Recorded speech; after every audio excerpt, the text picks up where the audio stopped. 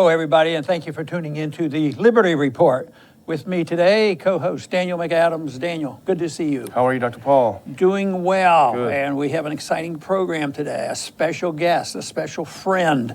And we're delighted to have Phil Giraldi, who is an expert on counterterrorism, a specialist. And he came away from the dark side. He at one time was in the CIA for 18 years, but he's on our side now. And he's been a friend. He publishes a lot on the website as well as elsewhere, and he spoke at our conference last year in Virginia. And Phil, I understand you're going to be with us again in September. Thank you very much for your support and all your efforts and for being with us coming September 9th.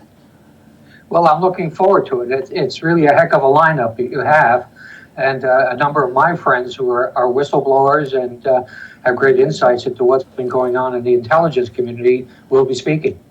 That's wonderful. Yeah, it's going to be. Well, you know, this week there was some news that we wanted to get your opinion about, because I'm sure you saw that. And you know, the Intelligence Committee on the Senate passed a bill out of the committee, and they added something toward the end, which had to do with Wikileaks and Assange. It doesn't look like it was following the rules of the Constitution. I just want you to give us an opinion of what you think of that. And also, something else baffles me about this. I mean, Assange is an Australian journalist. He doesn't live here. He's not an American citizen. And yet, we're obsessed with trying to put him in jail. So help us understand what's going on here. Well, helping you understand is probably the difficult part because it's incomprehensible. Basically, what they're doing is they're following the lead of Mike Pompeo of CIA, who declared that that WikiLeaks is an enemy entity. It's basically an enemy intelligence service. This, of course, is not true. WikiLeaks does not have its own intelligence capabilities. It publishes material that's given to it by other people. And there are, of course, already all kinds of laws that govern the stealing of classified information or mishandling of classified information. They can be prosecuted in any number of ways, including the Espionage Act of 1918. So this is a certain amount of redundancy, but it suggests that they are going to be taking the offensive against WikiLeaks, just as if it were a foreign intelligence service, which of course it is not. Here's the section that we had a piece up that Adam Dick wrote on our site. Section 623 of the Senate Intelligence Authorization Act. It's a single sentence, and it's also a sense of the Congress. We can get into that because we have a lot of experience with this. It is a sense of Congress on WikiLeaks. It is a sense of Congress that WikiLeaks and the senior leadership of WikiLeaks resemble a non-state hostile intelligence service, often abetted by state actors, and should be treated as such by the United States. That's how it reads. On the should be treated as such, Phil, you probably have some insights. What do you think that sort of strange wording means? Well, it could be used to create a presidential finding, which might exist already, in terms of aggressively going after WikiLeaks, which would mean the U.S. government making efforts to hack its facilities, to go after people who cooperate with WikiLeaks in any way, shape, or form, and prosecute them. It can mean any number of things, and that's the scary thing about it. This is a new version of what we've been seeing an awful lot, Patriot Act and a Military Commissions Act and things like that, where we're basically criminalizing what would have been considered acceptable behavior. That WikiLeaks could have been perceived as a news resource. Indeed, Washington Post and New York Times in the beginning did perceive it that way. But now we're turning it into something criminal. We're turning it into a hostile intelligence service. And I suspect there will be active measures, as the intelligence defines it, directed against WikiLeaks. you know, this sense of Congress thing bothers me as well, because we came across this a lot. Daniel, of course, working with me when I was in the Congress, because they'd come up with this, and the members of Congress were lulled to sleep on this. They said, oh, sense of Congress, that's nothing. Yeah, we'll just point out that there's some bad guys out there and we might do this. And I remember in 1998, there was a sense of Congress resolution that was, dealing with the Iraq Freedom Act. And I said, this is serious. This could lead to a war. Oh, no, this is just a sense of Congress and a message.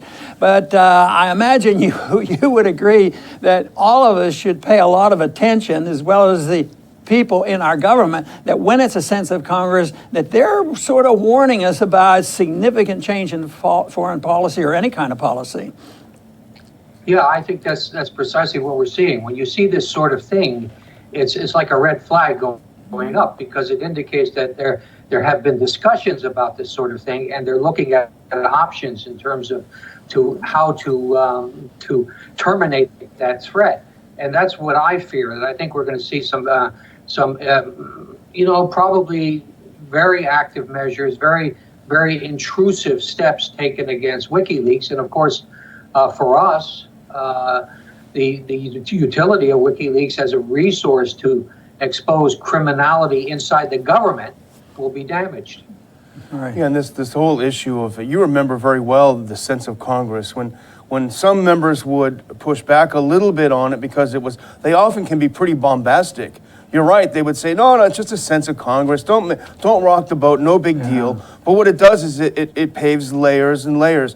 There'll be a sense of Congress this week, then a little bit more next week, and then you've established this as the reality, as the official U.S. position. And sometimes it was a late tag like this is, I imagine it was never discussed in the committee and is stuck on at the end. Sometimes they won't even do it until maybe there's a conference report, or when they're dealing with a rule. Most people don't realize when it goes to the Rules Committee that you're just setting up the debate rules. No, they can rewrite the whole bill completely, and stick things like on there. So they may even expand this type of authority when it gets to the Rules Committee.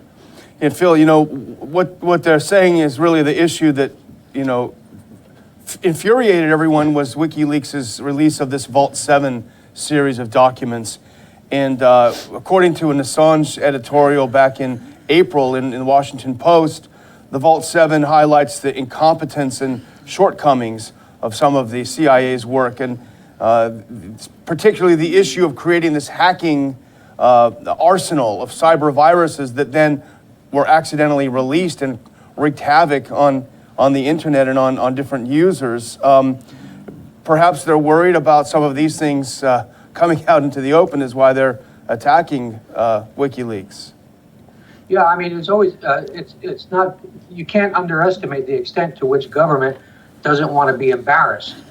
And I think that's precisely what we're seeing here, that a lot of the WikiLeaks revelations have embarrassed the Democratic Party, certain key politicians.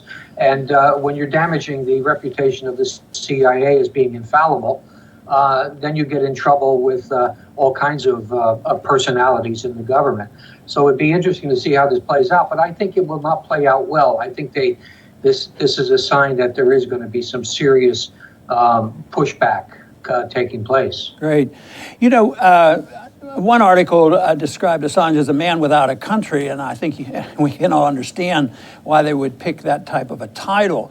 But why has it been so monolithic? Why is it that there isn't a country that will touch it? Does that represent the tremendous power that our empire has, what our government has, both militarily and what we can do financially? So that is pretty discouraging. Is there any country out there that you think might come around to helping him out a little bit? Because I don't imagine it will happen too soon with our government.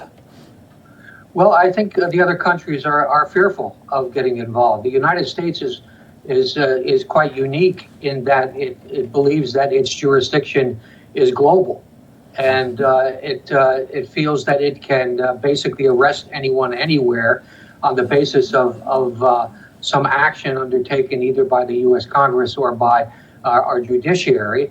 And so these people are rightly quite nervous about it. If they offer Julian Assange asylum, that would be conditional on his getting out of London, which is probably not in the cards.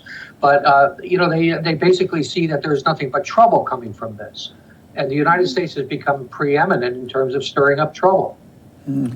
Phil, you said something earlier that I think we should really revisit. You talked about more active measures being taken against WikiLeaks, increased surveillance, in addition to even more active things.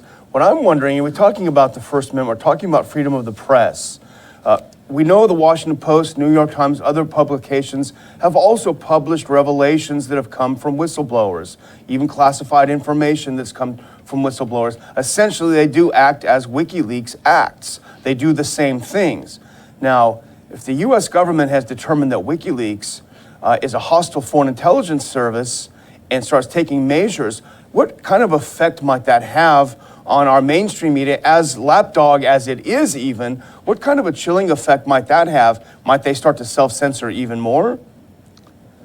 Well, I think the honest answer to that is that our mainstream media has been that it is difficult to anticipate how they really see their role now. They don't necessarily report investigative stories or do investigation anymore. They basically take the lead from which way the wind is blowing in terms of, how they're going to frame a story. We saw that certainly in terms of Charlottesville recently, the way the whole incident, when a series of incidents was packaged. So I think it's going to have probably more of a chilling effect, because WikiLeaks undeniably is a news resource. As I said, they don't go out and collect information. They have people giving them information. But what we'll see is that the people that are connected with WikiLeaks are going to be in danger of being arrested when they fly internationally or whenever they travel. This sort of thing will be for starters, but they will also be disrupting WikiLeaks technical systems, I would anticipate. I think it was Sweden that had some charges against Assange, and then they were removed, and that seemed to be a positive, but it hasn't resulted in any changes in where Julian is. So I imagine you would agree that was a positive, but it was a negative that some of those charges were made, which seems to be a common thing when they want to destroy somebody. They will come up with charges, and evidently we can get other governments to participate and cooperate with us in making charges like were made against him. Yeah, the Assange case was particularly bizarre because he was charged with rape in Sweden, a charge which he disputed, and eventually the charge was lifted. But now the British government has insisted that because he was holed up at the Ecuadorian embassy and didn't report to the local police station to give his side of the story, he will now be arrested or detained as soon as he does leave the Ecuadorian embassy. So it's catch-22. He can't get out of the embassy. He can't get out of London. And it makes no difference in terms of, how many governments actually offer him asylum. And as the UK often does the bidding of the US, or always does the bidding, we know that Jeff Sessions said that Assange's arrest is, quote, a priority. So if he does attempt to go, you can be sure, I think, that the UK government will pick him up and send him straight over to Fairfax County, where they hold all of these people in these horrible jails. Yeah, it's too bad. It's sad that somebody can't release him and get him out and get rid of the charges. There was some hope of that happening, but right now it doesn't look very good that he'll get a pardon. It just seems so strange that how do you pardon an Australian journalist for revealing the truth and gathering up information? How does the American government? But once again, like we know, we're so powerful that we intimidate people, But I keep thinking, when is this going to happen where we won't be able to intimidate people, which is always possible. All empires eventually end anyway. And if anything, Trump should be the one to pardon him. He said, I love WikiLeaks. He said it on national television. He's mentioned them 134 times. He loves the organization. Even Pompeo, before he became director of the CIA, made very positive comments about WikiLeaks. If WikiLeaks may hold the key to unraveling this phony Russiagate thing, it seems to me like it makes perfect sense. I don't know how Phil feels about that. Yeah, no, I agree with you. I mean, these things don't always make sense. There are obviously different dynamics that are pushing this. And I suspect that in spite of the fact that Trump and some Republicans would like to unravel Russiagate, there are a hell of a lot of Republicans and almost all the Democrats that would like to see it keep going. So this kind of stuff gets pushed in different directions. It's scary because, he's being accused of being a hostile intelligence service. There's not a shred of evidence that's what he is, and that he's being directed by a foreign entity of some kind. Obviously, they're talking about the Russians. There's no evidence for that either. And so we have another Russiagate type situation where a whole context is being fabricated out of nothing. Well, Phil, we're going to have to close this down, but I do want to thank you very much for joining us again, and we're really looking forward to you being with us on September 9th at the Marriott at the Dallas Airport, and thank you very much for being with us today. Well, thank you. I'll see you then. Very good. And I want to thank our audience today for joining us. And a reminder, look into coming to our program and joining us on September 9th at the Dallas Marriott. Thank you for being with us today. Come back soon to the Liberty Report.